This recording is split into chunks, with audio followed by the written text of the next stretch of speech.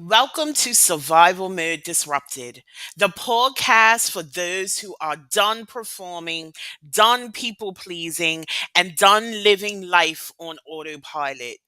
I'm your host, Letitia, the Survival Mode Disruptor, and this is where we create disruptive, unapologetic transformations for those who are ready to exit survival mode and reclaim their power. Every episode is your permission slip to burn the rule book, break the cycle, and finally build a life that feels like yours. So let's disrupt everything that's holding you back and start living life on your own terms.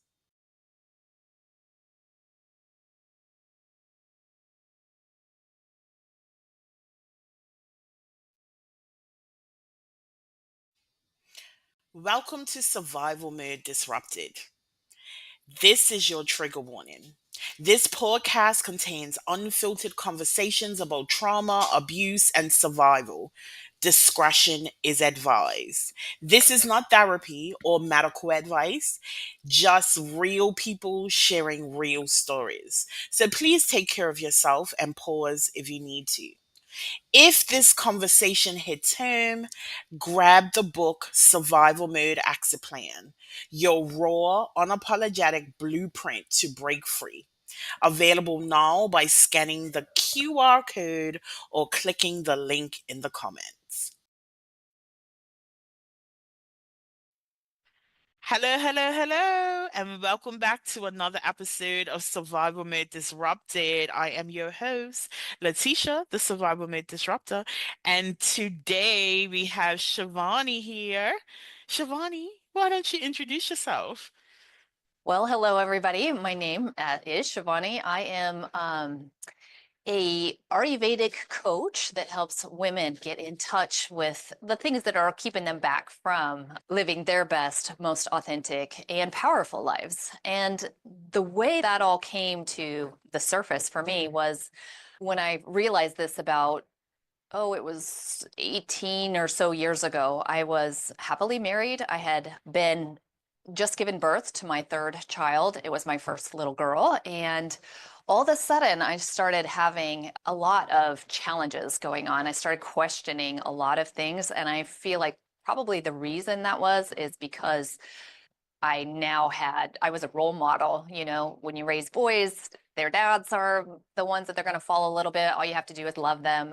But when I had this precious little girl, I started wondering, am I giving her the best? And the things that began surfacing is I had a really bad digestive disorder that was starting. It actually started when I was pregnant with her. And so I didn't want to tell anybody. I just kept shoving that down and pretending like everything was okay and continue to put on my pretty face and go out and be the ideal little trophy wife that I was at the time. And that was like a real wake up call. Like I said, every time I looked at her face and this beaming, beautiful little baby, and saw that, am I giving her something? The more that as I unpacked that, the more that I saw that there was a lot of depression, there was a lot of anxiety going on inside of myself. I was spending all of my time pleasing the outside, not only my husband, but anybody else. I just recently was engaged with a friend of mine and she was having me listen to her apology thing. I was like, oh my goodness, I was a habitual apologizer. I apologize for everything. It wasn't my fault, but I was always, I'm so sorry. I'm so sorry. So everything was about people pleasing. And the interesting thing was, I had experienced a lot of trauma that had led up to that in my life. I'm a survivor of suicide.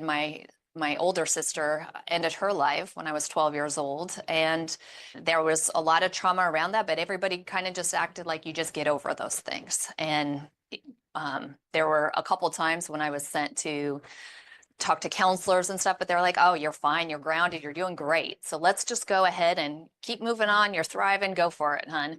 Um, but what I realized when I was noticing my daughter is how much I had buried um, of my own desires. They were just way packed down there. So as I began pulling out these various different things, I noticed that I had a very strong spiritual connection as a child. And all of that got covered when being raised in a religious family and then questioning everything about how that was dealt with, how my sister's loss was dealt with in that community, and feeling very challenged with the dogma that I had been presented before and how that shifted based upon her being a very, very well-known and loved individual in our community.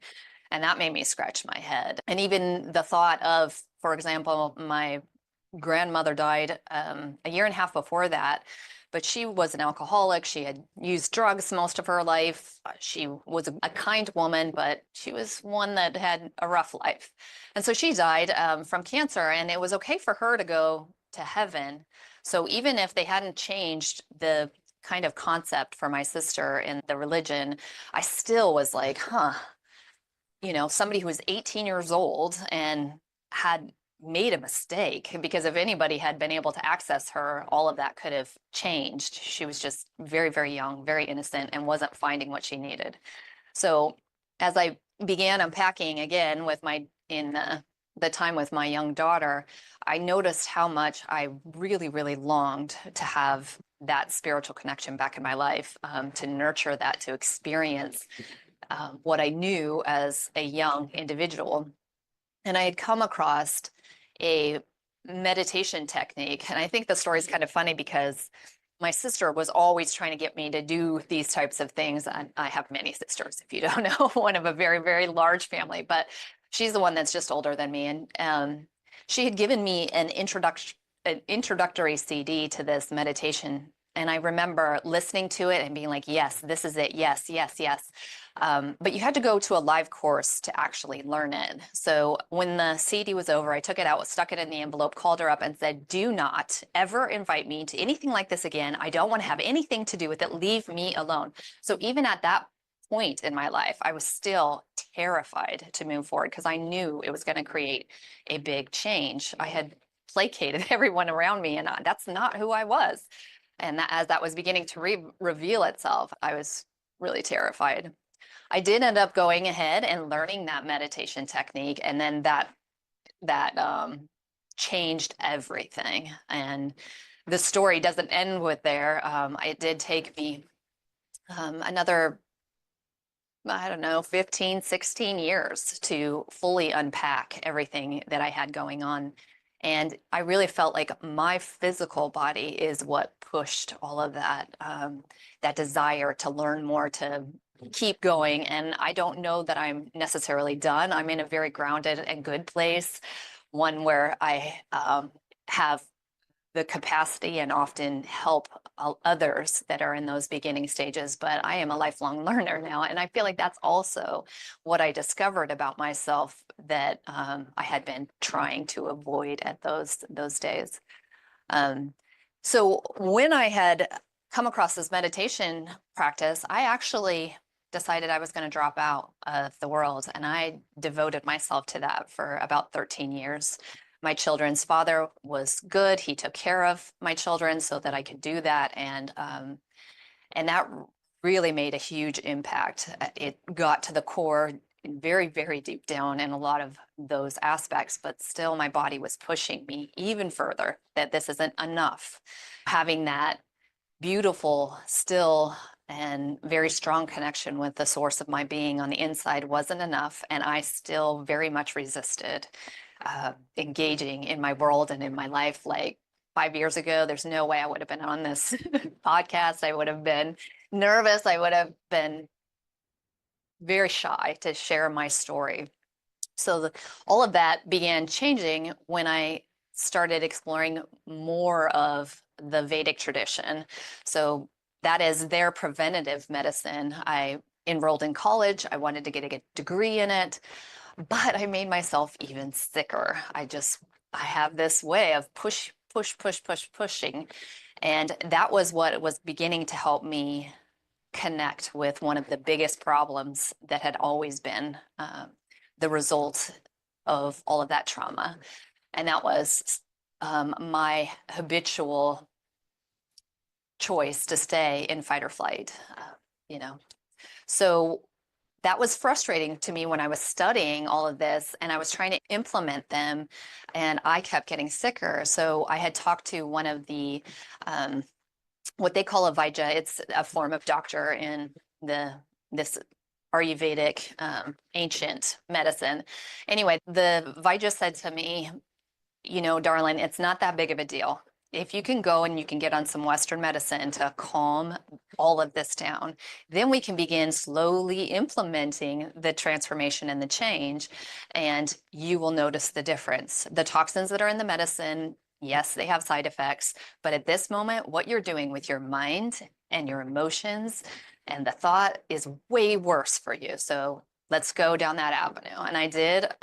It took a couple tries, but they found something to calm my body because it was at a bad state. I was losing my bowels in public. I just, and which was humiliating. And then that created a bigger, fight or flight response. I did also go see a psychologist, and we did hypnotherapy, which helped get deeper into that little pit that I was defending so much that I didn't want anybody to get to because it had been hurt so bad. Um, and then began slowly implementing the proper choices and behaviors that would help to really stop that fight or flight response. So for me, it was a very holistic approach needed. Meditation wasn't enough. Changing my daily routine wasn't enough. So getting at, the mental aspect of it and all of those, like coming all together was the main picture.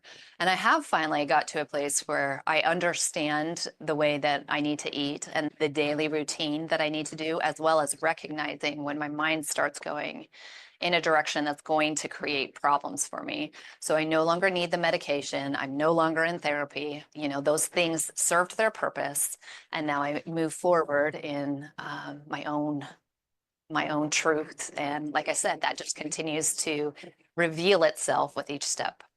Hmm. You spoke on so much. One of the things that I want to first start with is this subconscious burial that you mentioned, right? Oftentimes we experience trauma, and it could be compounded trauma. It doesn't have to be big T trauma, but it's compounded little T trauma that we pack away because we don't have time or space or capacity to deal with it in that at that time, nor do we have the tools most times, right? But what happens is that stuff gets stored, right? And then when we are in that fight and flight, it's like it's almost feeding what has been subconsciously buried. I always speak about the exit out of survival mode in three phases. The first being awareness, the second being reprogramming, and the third is reinvention. And I think the self-awareness part, like you recognizing how much you had stuffed on, how much was like just below the surface, operating, you're carrying it day to day, but without the awareness of that, it's just patterns that we repeat. Exactly. And then you mentioned this, you were scared of change. Like you might not have said those words, but that's what I took from what you said. There was this, you were scared of change, which is why you stayed in that fight and flight for quite some time. I mean, there's other reasons, it becomes, you know, almost like homeostasis for us when it's something that is recurring over and over. Some of us never exit that. We never finish the cycle, so we are constantly in fight and flight. So our bodies become addicted to that, become dependent on that, right? And it's quite scary, even with the awareness that we need to change, it's scary to move away from what we know. And our subconscious brain, I say sometimes it's our biggest up because it then fights us when we are actively trying to move out of that pattern, out of those habits, away from that fight and flight state. So, healing, moving out of survival mode is something that really should be celebrated because it's a lot of damn work. And you really illustrated that with your story. It wasn't one modality that helped you. It was like this on top of this on top of this, dealing with everything that had been subconsciously buried, that became homeostasis for you, that even that was against that fight and flight that you essentially were addicted to in some ways. Um, so I celebrate you for pushing past what could have been, I have meditation. The other thing I thought was quite interesting was the fact that you brought up multiple modalities of healing. Now, what I want to explore a little bit is the hypnotherapy. Why do you think that was successful for you? Um, I believe that that worked for me because I really resonated with the individual that psychologist. And like for example, I had looked for a few different individuals, and a lot of them were like, I said, I know I have trust issues. I know that I do. So I would like to talk to somebody before I go into any of those types of things. And a lot of them were like, just come on into an appointment.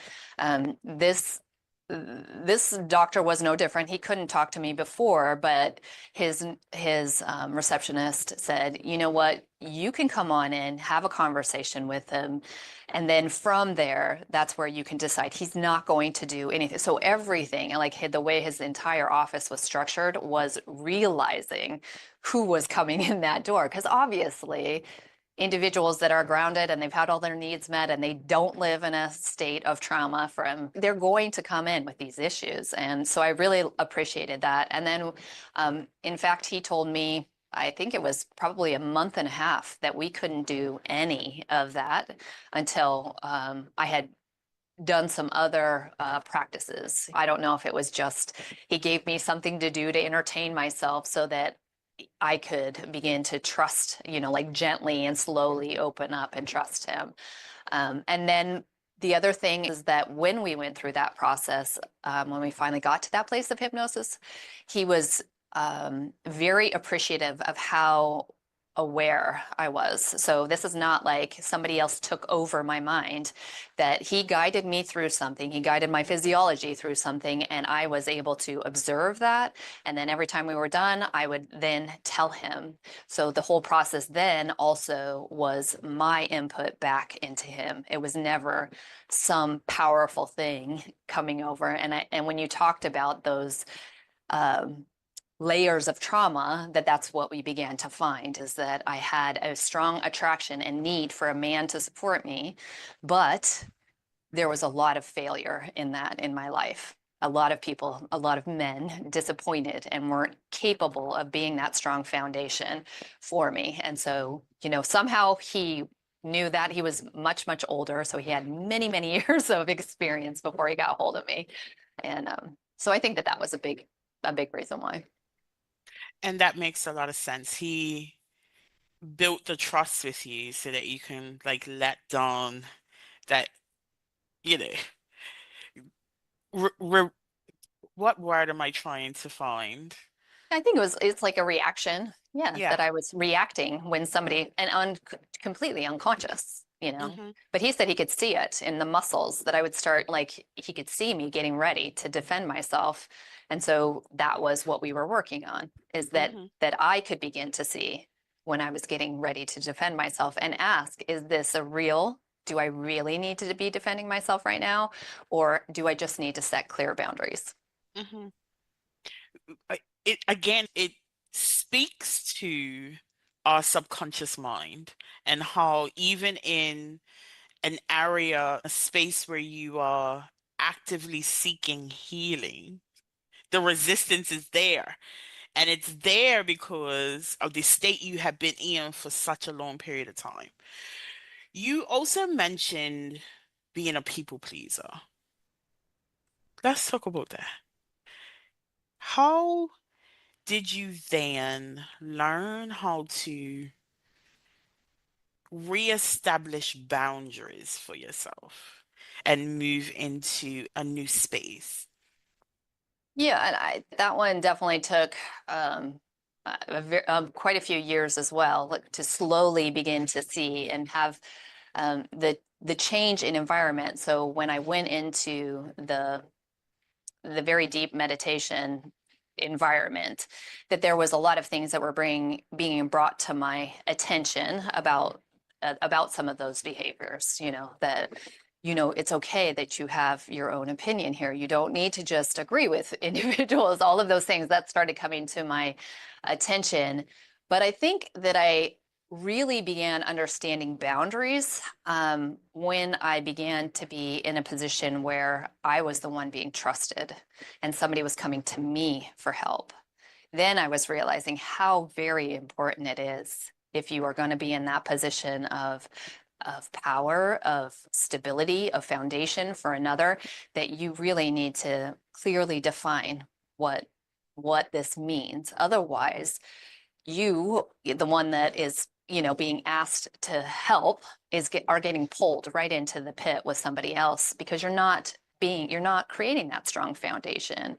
So it took a couple times. There was a couple times that I fell flat on my face. And I have to say, one of the best ways that I really, really let that sink into me is I help at a crisis center on the weekends. And my help there, like even still, even though I understood these boundaries and stuff, then I wanted to be over giving. And they said, absolutely not. You cannot do that. We will fire you. Okay, so I can't, and I want to help, but there's stuff in here that I want to learn. So, and I can't be helping on a volunteer base. I have to be paid. So I have to play by their game or their rules. And so it was great because in my position, I work underneath a clinic lead. So she has a therapist of some sort. Anyway, she was able to talk these things through to me with me and all of those sorts of things while I get to have live interactions. So I could be in the midst of working with somebody and then be like, go and talk to her and then go back and apply. So it became very like tangible and real. And that helped me discover a lot about how much of a gift it is to have those clear and strong boundaries for those that are in need. hmm It's interesting you say that because I am a recovering people pleaser as well. I recognize exactly where it came from, and it was due to my relationship with my father, right?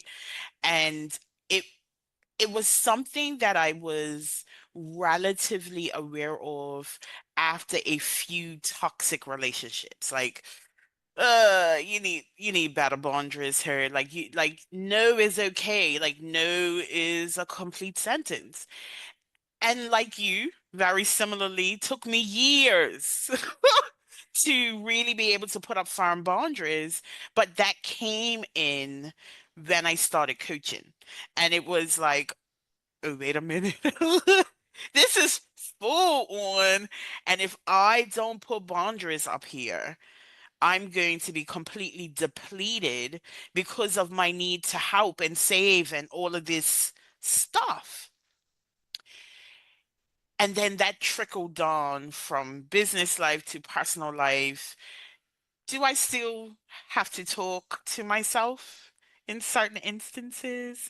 Absolutely. Like rationalizing, you know, come on now, you know better.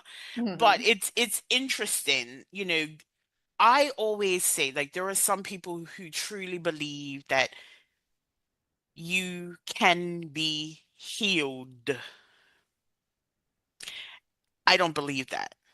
I believe that healing is a journey with no final destination. And I say that because every level requires us to reinvent and reprogram and have a further level of self-awareness because we are being introduced to things that we may not have had access to previously, which then can trigger old wounds, and not intentionally, but for instance, moving from being a regular worker to a manager for me triggered a lot of my healing. Simply because now I have greater responsibility in this place. And it's not just me that I'm responsible for. And that's a lot. So that could trigger, all sorts of negative narratives because this is fresh to me. And so what are your thoughts? Because I mean, I feel quite strongly about it, but I do know that other people do believe that healed is something that Yeah, happens. in my perspective, I feel like that I agree with you, that I feel like that's a mistake and it puts you in a place where you're very easily on a pedestal and you're going to get knocked over. And I say that because I've done it. Hmm. So I think that you can get to a place of stability. You can recognize these things. You can do what you're saying. Ah, now I'm in a new position. But what we are also recognizing is that our physiology, which is, kind of an external expression of our thoughts, of our mind, of all of our experiences, we can't cut off that. We can't cut off, especially when it is the father. So the very first, interaction very early on in our lives, and maybe our mother behaved a certain way. So we came from that. So even if we can get to a place where we're of a place of stability, there's like ruts in the road, like in uh, Rome, that there's ruts. Even still, we can still see where people were traveling back and forth, back and forth.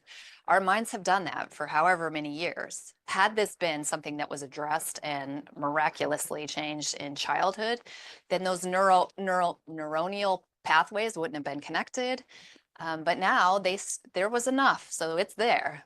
And what healed would be is the clarity of mind to recognize those sort of things and realize that they have at any moment that they could be popping back up, but we have all the tools and the access to transform those.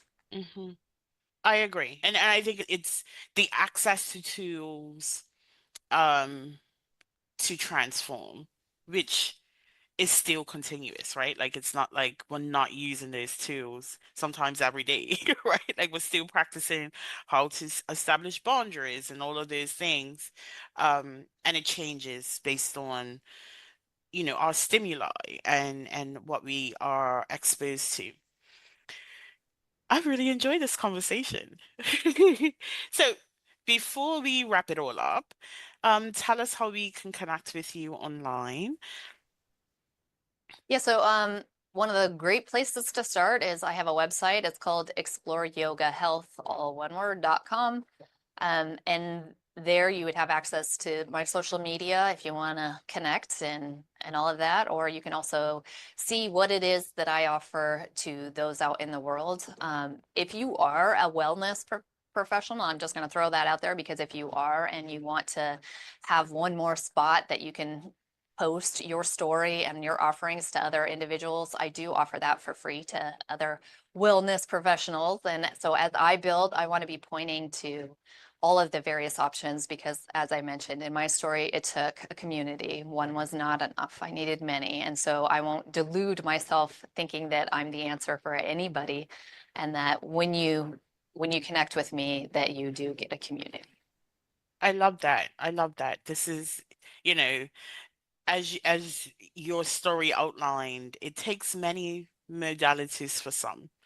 And, we are all here, those who work with individuals, we are all here to see that healing. And it's not about, you know, kidnapping you and dragging you along to our ideals and thought processes. It's just about, excuse me, giving you the tools that you need to take radical ownership of your lives. So, listeners, thank you so much for your time today, Shivani. Thank you for being here and sharing your stories.